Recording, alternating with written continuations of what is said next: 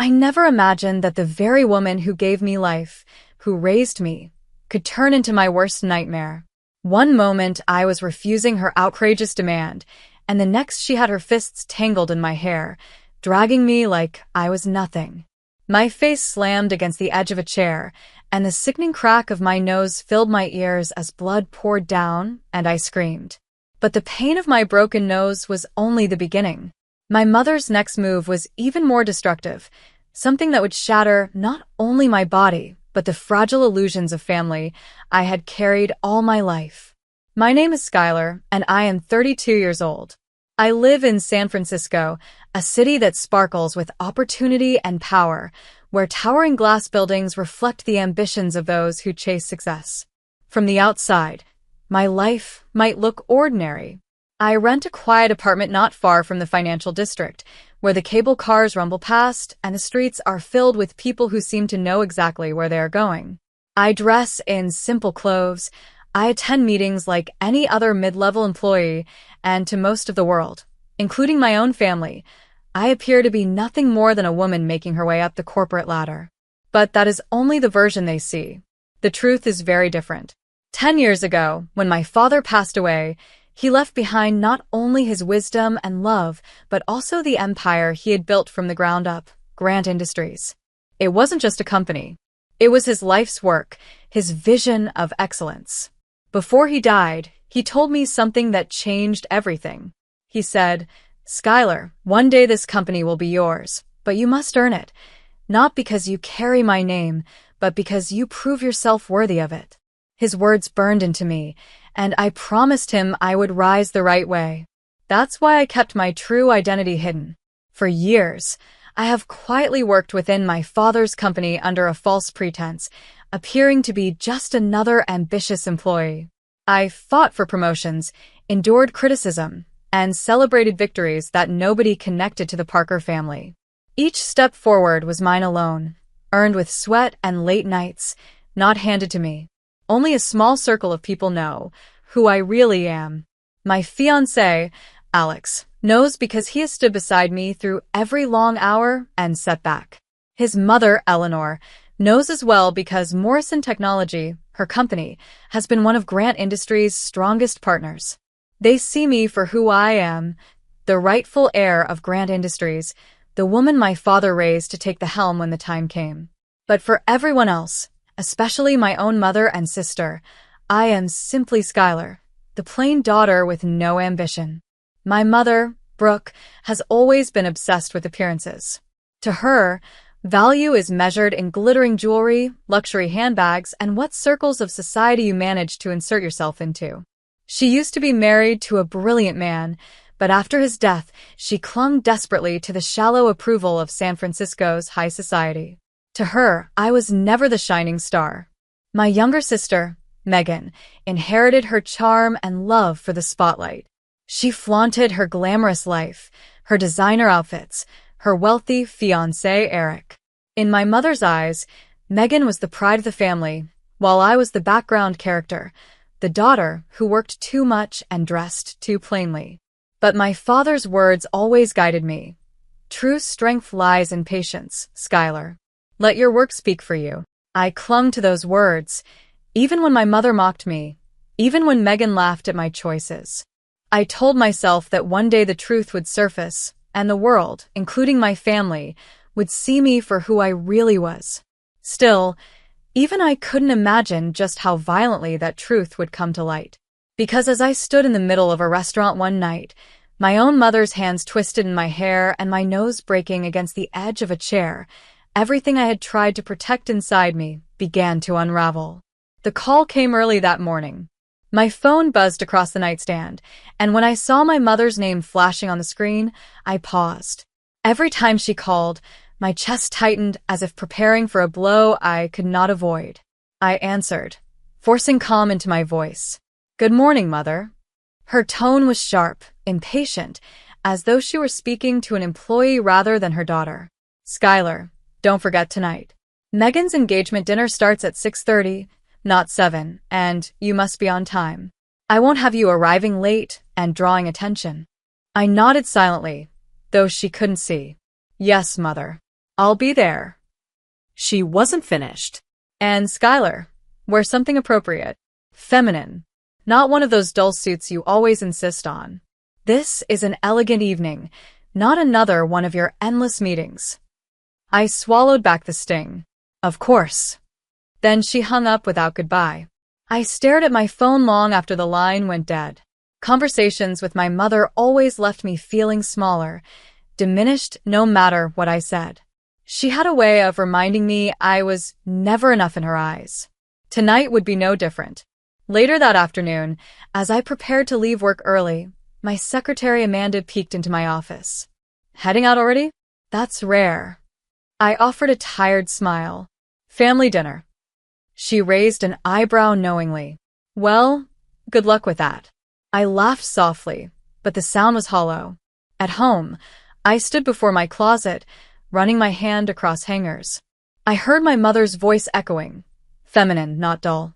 With a sigh, I pulled out a royal blue dress, simple but elegant, hoping it would silence her criticism. Before I could slip it on, my phone rang again. This time it was Alex. His voice carried warmth, steadying me. Nervous? He asked. A little, I admitted. You know how they are. Tonight won't be easy. He paused, then spoke with quiet certainty. Skylar, you are stronger than they will ever understand. Whatever happens, remember who you are. I'll be with you soon. I closed my eyes, exhaling. His words were a lifeline. The sun was dipping low as I walked the crowded streets of San Francisco, the city humming with the restless energy of Friday evening. My heels clicked against the pavement as I approached the restaurant, its polished windows glowing with soft golden light. Inside, laughter and the clinking of glasses floated through the air. This was the kind of place my mother adored. Exclusive, expensive, a stage for performance rather than genuine connection. A host guided me toward the private dining room. The moment I stepped in, every eye seemed to turn, measuring me. My mother, Brooke, sat proudly in the center beside Megan, both draped in designer outfits that shimmered beneath the chandelier. Megan raised her hand slightly, the diamond on her finger catching the light like a signal flare. Their posture alone declared ownership of the evening. Finally, my mother said, her voice cool. You've arrived. That dress is far too dark for such a joyful occasion. I forced a polite smile.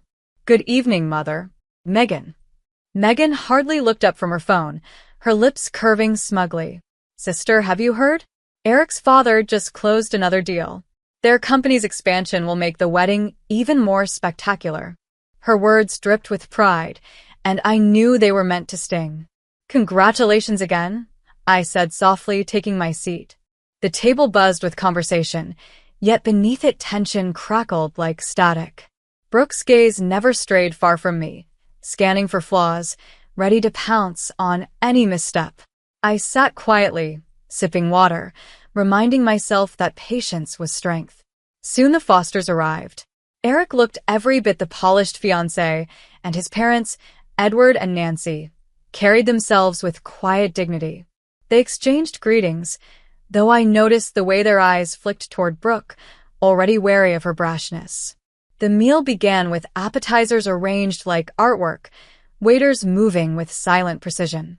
Polite conversations circled the table, business deals, social gatherings, wedding plans. Glasses clinked, smiles flashed, but under the surface the current of competition and pride ran strong. To Megan and Eric, Edward toasted warmly. May your life together be filled with happiness. We all raised our glasses, though my mother's eyes stayed fixed on me as if daring me to outshine her star daughter. Megan leaned closer across the table. Skylar, you're quiet as usual. Don't you have anything to share? Or is work too boring to mention? Her laughter rang sharp, and Brooke joined in, pleased by the jab. I felt the familiar burn of humiliation but stayed calm, refusing to give them the reaction they wanted. Even the restaurant manager, Kevin, lingered nearby, clearly uneasy as the atmosphere grew more brittle. Other diners glanced toward us occasionally, sensing something beneath the polished surface. I pressed my napkin into my lap, breathing slowly. Tonight wasn't about me. It was Megan's night. At least that was the story, I told myself. Yet somewhere deep inside, a whisper stirred. Patience has limits. The evening stretched on, the table filled with half-empty glasses and the sweet scent of dessert arriving. That was when my mother leaned forward, her eyes glinting with something sharper than wine. Her voice carried easily over the table, just loud enough for every guest to hear. "Skylar," she began, feigning casual interest, "I hear you recently received a promotion. That must come with a comfortable salary increase, yes?" I placed my fork down gently. Yes, I was given more responsibility. It's been challenging but rewarding. Her smile tightened. Challenging perhaps, but also profitable. And as family, we should share in each other's success. Don't you agree? I knew where this was going. My stomach coiled, but I kept my expression calm. Family supports one another, yes, I said softly. She seized on the words instantly. Good. Then you'll understand why it's only right that you contribute to Megan's wedding. Such an extraordinary celebration requires extraordinary resources.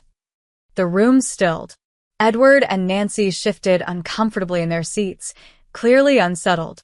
Megan straightened, her eyes gleaming with triumph as she added, "It's true, sister. You don't have children or heavy expenses. You live simply. Surely you can manage a contribution." "How much are you asking for?" I asked, though dread already pressed against my ribs. $25,000, Brooke declared, the number slicing through the air like a blade. A murmur rippled around the table. Even Eric looked startled. I drew a slow breath, forcing steadiness into my voice. "I'm afraid that isn't possible, Mother." Her expression hardened instantly. "Why not? You must have the money. What are you saving for, Skylar? You live such a plain life. Do you plan to hoard your earnings while your sister carries the family name into grandeur?" Megan smirked, her arm looped possessively through Eric's. "She's always been selfish, Mother. This doesn't surprise me." The tension thickened. Other diners had begun to glance openly toward us. Even the waitstaff hesitated nearby, uncertain whether to step closer or keep their distance. I folded my hands in my lap and met my mother's gaze steadily. "I would prefer that you respect my decision." Her nostrils flared, her voice rising. "Ungrateful. Your father would be ashamed to see you refuse your own family." The silverware rattled slightly as she slammed her palm on the table. A chill crept down my spine. This was no longer about money. Something darker was rising inside her, and the evening was about to cross a line that could never be uncrossed. The table seemed to vibrate under my mother's hand as her palm hit the polished wood. The room fell into uneasy silence, the clink of dishes and chatter from other diners evaporating as every eye shifted toward us. I could feel the weight of their stares pressing down on me. My heartbeat pounded in my ears, yet I sat perfectly still, refusing to give her the satisfaction of seeing me break. Brooke's breathing grew heavier, her face flushed deep red. "You think you can embarrass me in front of all these people?" she spat, her words trembling with fury. "After everything I have given you, this is how you repay me?" "Mother," I began softly, my voice steady though my insides shook. "Please, let's not." She shot to her feet, her chair scraping violently against the floor. In one swift movement, she lunged toward me, her hand tangling viciously in my hair. Pain ripped across my scalp as she yanked me upward. Gasps exploded around the room, someone shouting, "Oh my God, Brooke." Edward's voice barked, but she ignored him. She dragged me sideways, the world tilting as strands tore from my scalp. My hands instinctively reached for hers, trying to loosen her iron grip, but she was fueled by rage, stronger than I ever remembered. Then, with brutal force, she slammed my face down against the edge of a chair. The impact was explosive. A sharp, sickening crack echoed in my head, followed instantly by searing pain. My vision blurred, stars bursting across my sight as blood gushed hot and fast down my face. The metallic taste filled my mouth, and the realization struck. My nose was broken. I screamed, the sound raw and animal, carrying through the restaurant like a siren. People rose from their seats, some backing away in horror, others frozen in disbelief. Megan's voice pierced the chaos, shrill and cold. "This is exactly what she deserves, Mother. She's always thought she was better than us." Her words sliced deeper than the pain in my face. Not only was my mother attacking me, but my sister stood proudly beside her, validating the violence, turning humiliation into a public spectacle. Blood streamed down my chin, staining the royal blue dress I had carefully chosen to avoid criticism. My hands shook as I pressed them against my nose, but nothing could stop the crimson flow. The room spun, voices overlapping, the world a blur of shock and horror.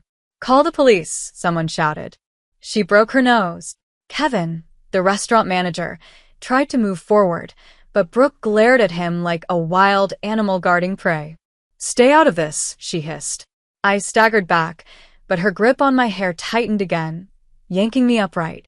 The pain was unbearable, radiating through my skull. I could barely breathe through the broken cartilage, every inhale sharp with agony. Guests began pulling out phones, some recording, others dialing frantically. A woman near the door shouted into her phone, "Send the police. We need an ambulance now." Edward stood, his chair toppling backward. "Enough. Let her go," he demanded, his voice booming with authority. Brooke's eyes blazed with unhinged fury, and for one terrifying second I thought she would strike again, harder, determined to leave me not just bleeding but broken beyond repair. But her grip finally loosened, strands of my hair falling limply around my shoulders. I collapsed into my chair, trembling, blood dripping steadily onto the white tablecloth. The damage was done. My nose was shattered, my dignity torn in front of strangers, and the fragile illusion of family was obliterated. Yet as I gasped for breath, one thought pierced through the haze of pain. This was only the beginning. My mother's assault had crossed a line that could never be forgiven, and the consequences were about to follow swiftly. The dining room had dissolved into chaos. Guests clustered near the walls, whispering urgently, while others hovered by the door waiting for help to arrive. I sat slumped in my chair, clutching a napkin against my face, blood soaking through faster than I could press it. My mother loomed a few feet away, her chest heaving as if she hadn't yet decided whether to strike me again. Megan remained close beside her, arms crossed, eyes blazing with satisfaction. The wail of sirens cut through the muffled din outside, growing louder until the restaurant's doors burst open. 2 uniformed police officers entered swiftly, scanning the room with trained precision. Behind them, paramedics rolled in a stretcher, their expressions sharp with focus. "There," Kevin the manager pointed urgently toward our table. "She attacked her daughter. That woman, Brooke." The officers didn't hesitate. One strode directly to my mother, snapping handcuffs free from his belt. "Ma'am, step aside. You're under arrest for assault and battery." Brooke's face twisted in disbelief. "What? No, you don't understand. This is a family matter." "Family matter or not, assault is a crime," the officer replied firmly, seizing her wrists. The metallic click of the cuffs rang like justice finally breaking through the noise. Megan rushed forward, pointing at me with venom. "She's exaggerating. My mother did nothing wrong." Another officer cut her off, voice steady. "Ma'am, witnesses confirm you encouraged and supported the attack. You're coming with us." Before Megan could protest, her hands were cuffed too, her arrogance crumbling into wide-eyed panic. The room buzzed with shocked murmurs. Edward and Nancy shook their heads in disgust, Eric burying his face in his hands. Meanwhile, the paramedics crouched beside me, their voices calm but urgent. "Ma'am, stay still. We need to stabilize your nose and check for concussion." They guided my hands away, replacing the napkin with sterile gauze. The sting of antiseptic burned, but their efficiency steadied me. "You're going to the hospital," one said gently. "We'll take care of you." I nodded weakly, too drained to argue. As they lifted me onto the stretcher, I glimpsed my mother and sister being led away in handcuffs, their protests drowned out by the officer's commands. The sight burned into me, vindication mingled with sorrow, but above all, relief. For For the first time in years, the balance of power had shifted. The people who had diminished me were finally being held accountable, and this was only the beginning. The chaos in the restaurant left a heavy silence once the police and paramedics carried me out. Guests whispered in clusters, still shaken by what they had witnessed. At the center of the wreckage sat Megan's fiancé, Eric, his face pale, his hands clasped tightly together. His parents, Edward and Nancy, looked equally stricken, though their shock had hardened into something sharper, disgust.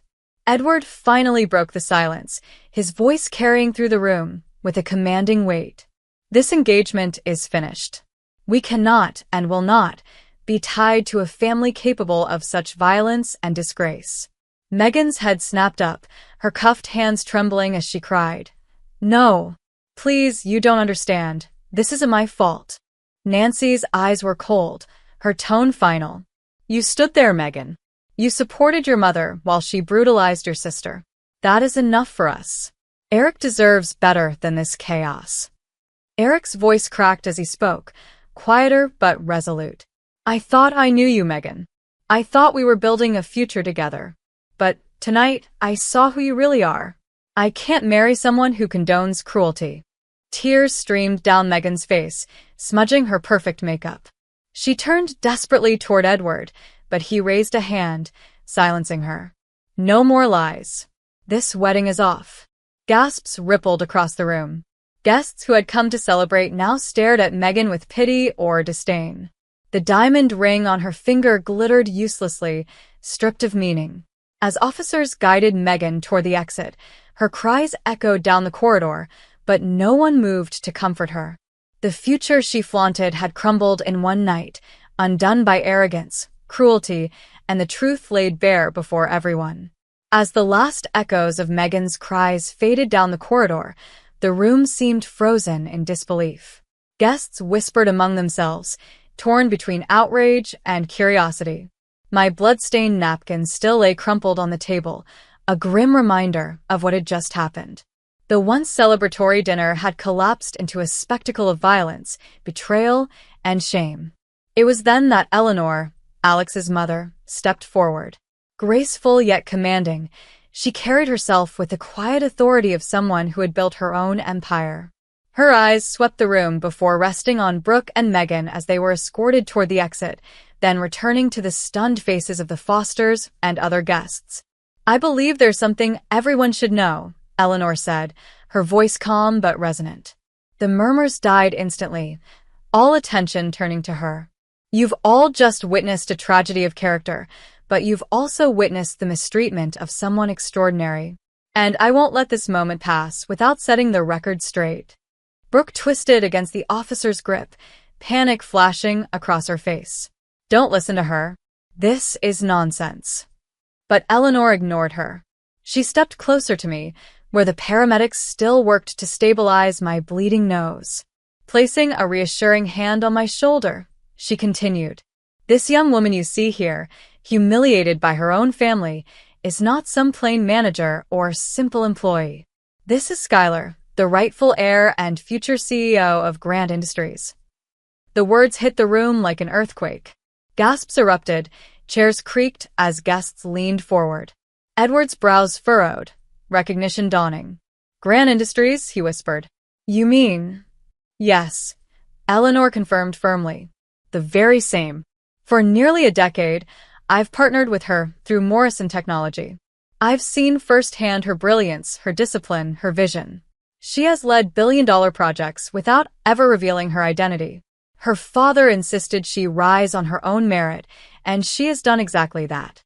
My mother's face drained of color, her bravado collapsing. Megan, still cuffed, froze mid-struggle, her lips parting in disbelief. Alex stepped forward, his voice steady. "I've known her truth for years, and I've stood proudly beside her. She didn't need a title or a fortune to earn my love. But tonight, everyone deserves to understand who she really is." Silence thickened, punctuated only by the scribble of someone's pen, as if trying to capture every word. Guests who had moments earlier looked at me with pity now stared with awe. The humiliation Brooke and Megan tried to brand me with had reversed, reflecting back on them tenfold. Edward straightened, his tone respectful. "Skylar, you've hidden this from us, but I see now why. Your restraint, your strength, it speaks volumes. My family is honored to have met you, even under such circumstances." Nancy nodded firmly. "And it makes Megan's betrayal even more appalling. To attack not just a sister, but a woman of such integrity, there is no excuse." Brooke tried once more to shout. "She's lying. She's always lied." But the officer tightened his grip, dragging her away. I lifted my head, gauze pressed firmly against my nose, and spoke through the pain. Father never wanted me to inherit because of his name. He wanted me to earn it. That's why I stayed silent, even when it cost me respect in this family. But tonight, the truth is out. You see me now, not the image my mother painted, but the woman my father raised me to be. The room held its breath. For the first time in years, I felt seen, not as plain Skylar, not as the dismissed daughter, but as the leader I was meant to become. The ambulance ride was a blur of flashing lights and muffled sirens. I lay strapped to the stretcher, gauze pressed tightly against my face, every bump in the road sending new jolts of pain through my skull. Alex sat beside me, his hand wrapped firmly around mine, grounding me in the chaos. Eleanor followed close behind in her car, her presence a quiet reassurance that I wasn't alone. At the hospital, doctors quickly confirmed what I already knew. My nose was fractured. X-rays revealed the break, and they set about stabilizing the injury, packing it with care and prescribing treatment for the weeks ahead. The sharp scent of antiseptic filled the air as they issued a detailed medical report, one that would become crucial evidence later. When the nurse finally released me, exhaustion pressed down like a weight. But inside, a different fire burned. My mother and sister had crossed a line that could never be undone. Their cruelty wasn't just personal, it was criminal.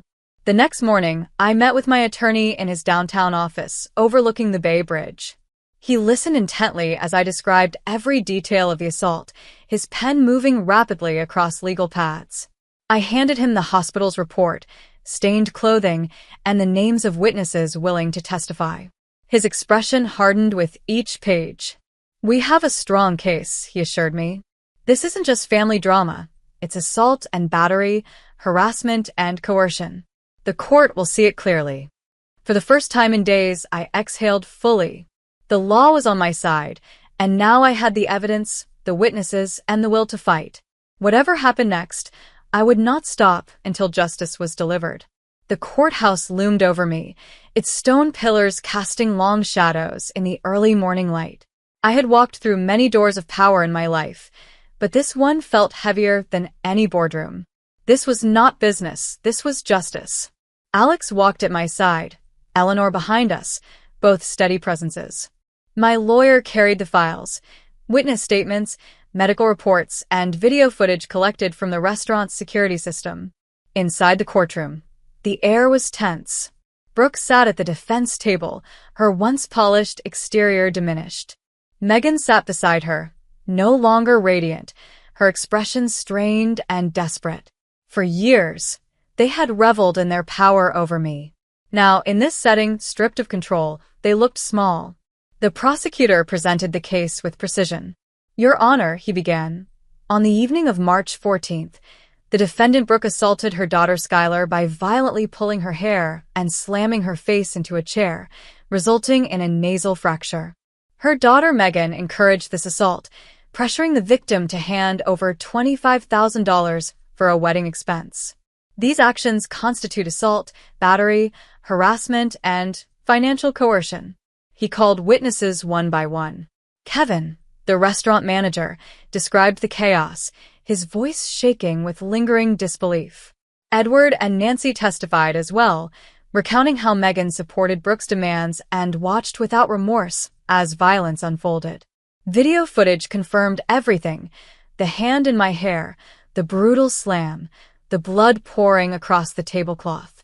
Gasps filled the courtroom as the footage replayed. The defense scrambled, claiming Brooke had been overcome with emotion and that Megan had merely spoken under pressure. But the evidence was overwhelming, and the judge's stern expression made clear that excuses would not suffice. When the prosecutor submitted the hospital report, complete with x-rays of my fractured nose and the doctor's signed notes, the case was sealed.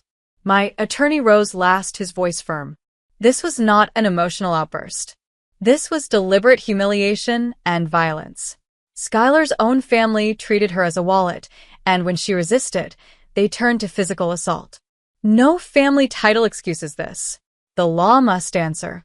The judge's gavel tapped once, calling the room to order before he spoke. I have reviewed the evidence, heard the witnesses, and seen the footage. The facts are undeniable. His eyes fixed on Brooke. You, Brooke, are guilty of assault and battery.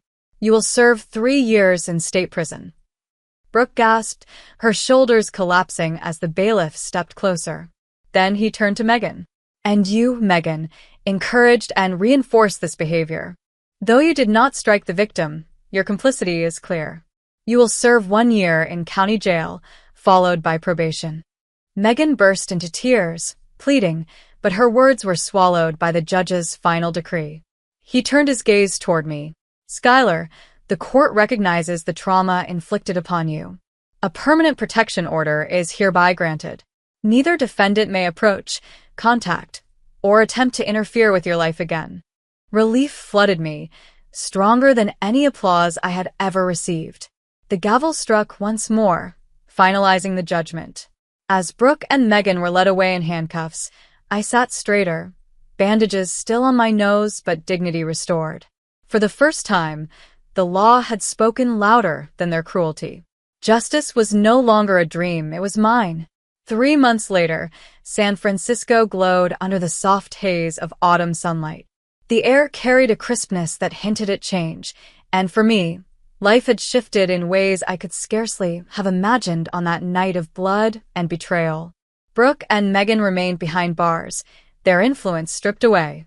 For years they had wielded control through cruelty and appearances, but the courts had reduced them to what they truly were, accountable criminals. For me, healing was both physical and emotional. My nose had set, leaving only a faint scar of memory, while the deeper wounds inside began to close with time and purpose. Each day I grew stronger, and with strength came clarity. I had not only survived, but had stood against the people who tried to break me. In early October, I stood before the board of directors of Grant Industries. This time, I did not hide behind anonymity. My identity as the rightful heir was known to all. With unanimous approval, I was appointed CEO. As I accepted the position, I thought of my father, his steady hand on my shoulder, his words about patience. At last, I had honored his wish. Alex was there, his smile steady, his love unwavering. Eleanor, too, proud as if she had always been family. They reminded me that real bonds are built not through blood, but through loyalty, respect, and love. As I looked out from the office window, the city's skyline glittered with promise. I whispered softly, almost to myself, family isn't the name you inherit. It's the people who stand with you when everything else falls apart. And for the first time in my life, I felt free. Thank you for watching this story until the end. If you enjoyed it, please give it a like, share your thoughts in the comments, and don't forget to subscribe to the channel for more powerful and inspiring stories every week. Your support helps us bring you more content that truly matters. See you in the next video.